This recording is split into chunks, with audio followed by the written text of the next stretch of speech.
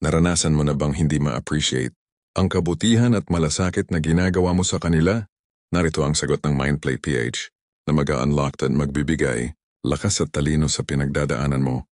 Sa kabutihan mong hindi nila nakita, may mga araw na kahit binigay mo na ang lahat parang wala pa ring nakakapansin.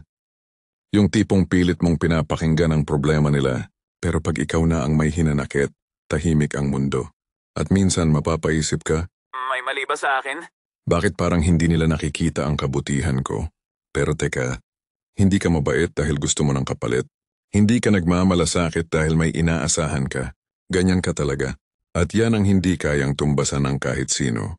Ang totoo, minsan hindi nila kayang i-appreciate ang kabutihan mo dahil ikaw mismo ang nagbibigay sa kanila ng liwanag na matagal nang wala sa buhay nila. At ang liwanag, hindi laging napapansin pero ramdam. Kaya kung pagod ka, huminga ka muna.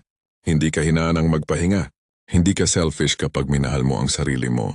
At tandaan mo ito, hindi mo trabaho ang patunayan ng kabutihan mo sa maling tao. Pero darating ang araw, makikilala ka ng mga taong marunong magmahal, magpasalamat, at mag-alaga ng puso mo. Hanggang sa dumating ang araw na iyon, ipagpatuloy mo ang pagiging mabuti hindi dahil sa kanila, kundi dahil yan ang totoong ikaw.